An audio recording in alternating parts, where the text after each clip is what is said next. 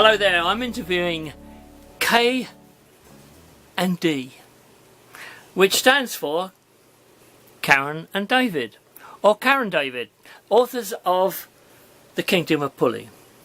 I spoke to David earlier, and I'm going to put the same question to Karen as I put to him, and that is, which is your favourite Puli?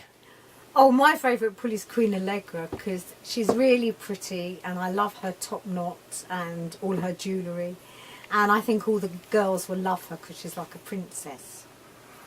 So what do you think about that then, David? Well, I'm always on the dark side myself. I love Warlock Rufus and I like the dark side of our characters. I couldn't agree with Karen at all with Queen Allegra, but I love the dark side and I think Warlock Rufus is my favourite. So let me ask you, since the book first came into being, let's say, how do you think it's changed over the months and maybe years? Well, I think I'll leave that to you, Karen. when it first came out, it was like we were doing it. Jimmy was still alive, and we wanted to get into the world of Jimmy and how dogs think. And children kept approaching us and saying, "Oh, what is he?" And we started making up stories about him. But since then, it's evolved more because it's really got like the dark side, the good side, and it's become like a real kingdom up there in the clouds. And the dogs have all got their own personalities now, so... And I think when we've gone to the schools, the kids have sort of guided us into what characters are more useful for the book. Because we get a lot of response on the dark side as well, which we didn't really think... I like the dark side, but I didn't realise that the kids absolutely love the warlocks. That's their favourite, and Warlock Rufus. The more evil that you can make the warlocks, the more evil that they love it. And we're quite surprised. So that sort of influenced us a bit. Because we like to do romantic books first, but I think the society has changed, so I think our writing has changed. And how does Karen feel about this? I mean, she's like the princess and the kind of... Yeah, it is a shame. Like, you know, at the beginning I thought, oh, writing a children's book, it was going to be how fairy tales were when I was little. But now, children want a lot more. And they really want the nastiness, and they expect it, and they want the magic. So you've got to have a lot of magic and a lot of nastiness, and it's got to be more realistic. People are phoning in already.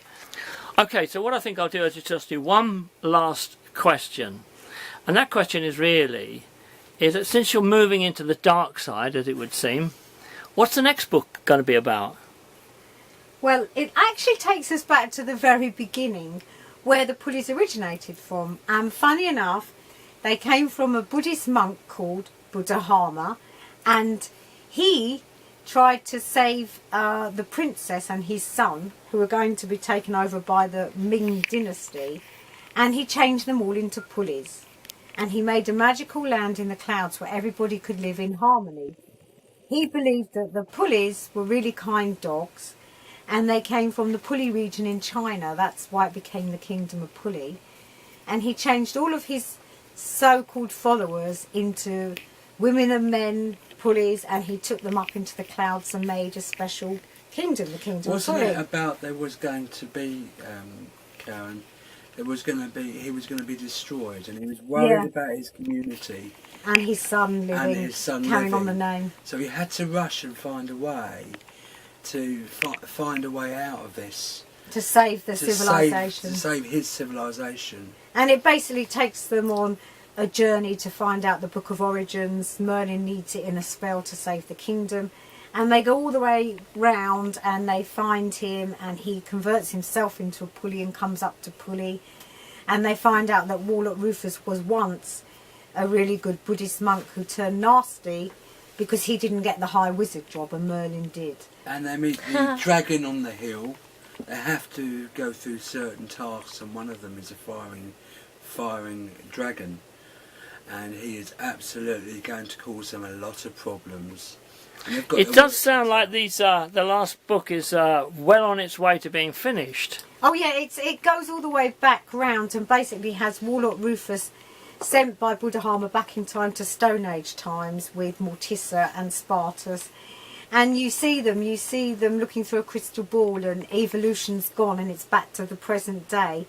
And it shows over about 1,000 years that they still become evil. It shows that evil's embedded in them. Definitely. They're looking at them, and Earth's destroyed itself and they're looking for a new planet to live on.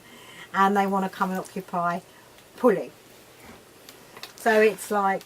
and this unusual is going story. to be, if we do another book, this is going to be the Called the premise- Blue Bloods. It's called the Blue Bloods. The Kingdom Puli, the Blue Bloods. Because everyone on Earth has now turned to the colour blue because there's no oxygen. Well, we shall look forward to that. And so I thank you very much to Karen and David, and Thank see you all you. again next time. Thank you, Ray. Thank you, Ray.